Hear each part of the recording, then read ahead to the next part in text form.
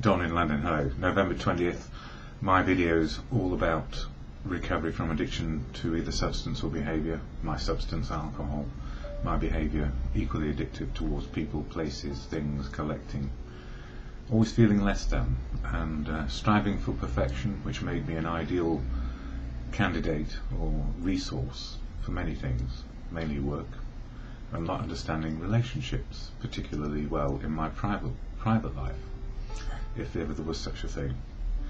Anyway, there's this video's got several elements to it. One is the daily reflections from this book, which is an AA book, and I was just opening for November 20th, and it says, "Thy will, not mine."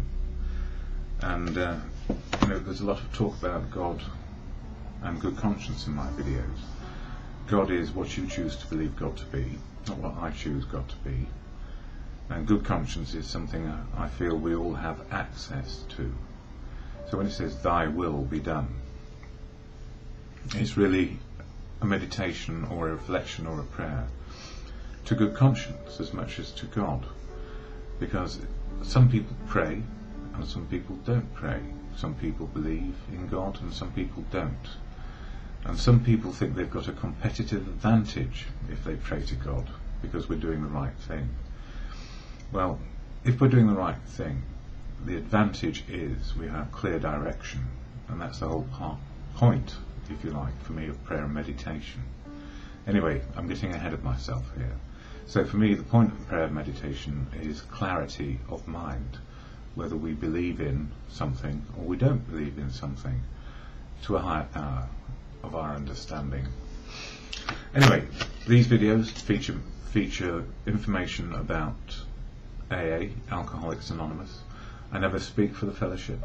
It's full of unique, authentic people who speak for themselves where they will. And a common misunderstanding about the AA fellowship is that it is an entity in its own right. It's not an entity in its own right. It's a group of people who come together in meetings to talk about sobriety. So when I say quite often AA saved my life, the group of people I met in a meeting helped save my life today, and that's all we've got, one day. So sometimes it's good, sometimes it's wonderful, and sometimes it's abysmal because everybody's in a bad mood or nothing's going right, except one thing: sober today. So I talk about AA, and I share the AA preamble off this little card, which is handily available in most meetings if they've got enough money for literature. But these are hard times, so some literature secretaries haven't got much to offer. So here's the AA preamble we share at the beginning of every meeting. What you see is what you get. Alcoholics Anonymous is a fellowship of men and women who share their experience, strength and hope with each other, that they may solve their common problem and help others to recover from alcoholism. The only requirement for membership is a desire to stop drinking.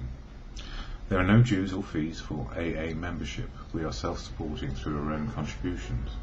AA is not allied with any sect, denomination, politics, organisation or institution.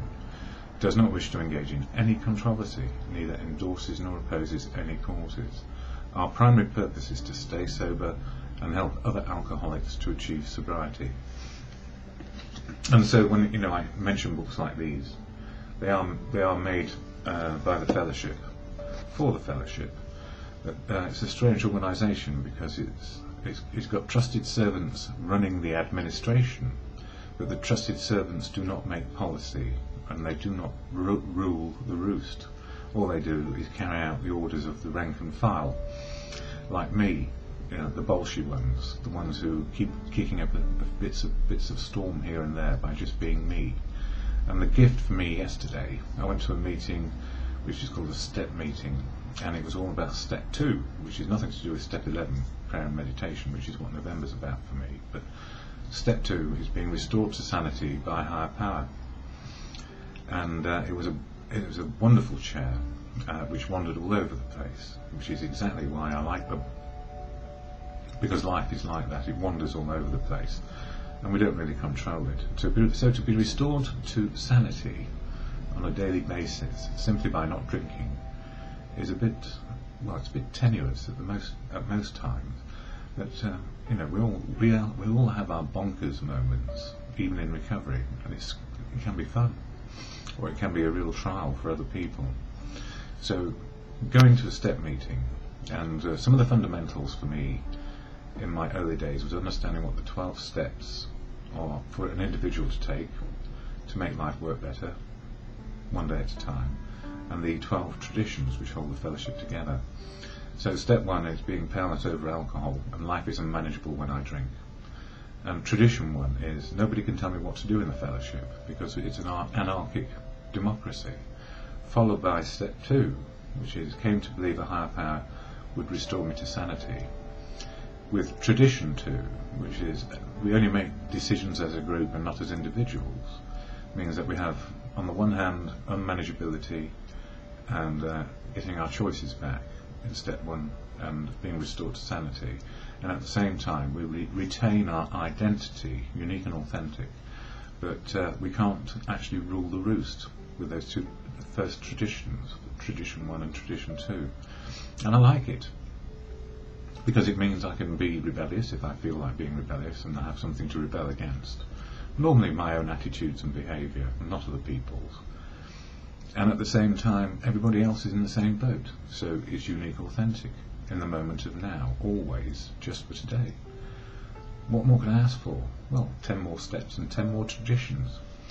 So, I did share that, yes.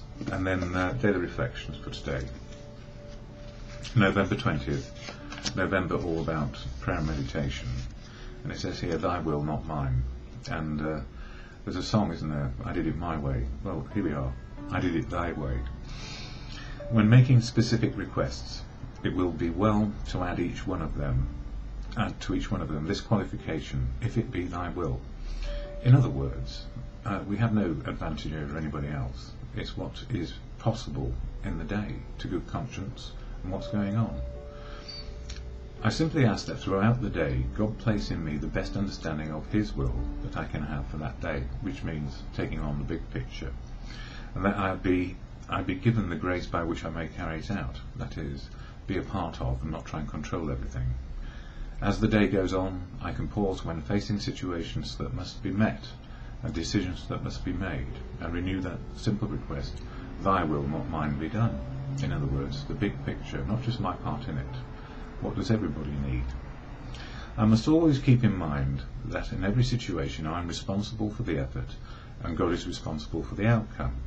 I can let go and let God by humbly repeating, thy will, not mine, be done. Patience and persistence in seeking His will for me will free me from the pain of selfish expectations. And selfish expectations come down to sometimes saying, God, give me a parking space, or thy will be done, and if there is one, there is one. Or, a major operation is at hand, and thy will be done through others. God works through people, namely medical people in some cases. So it's the big picture and our part in it, not our selfish expectations which work. The prayer and meditation, the big picture, rather than my selfish picture.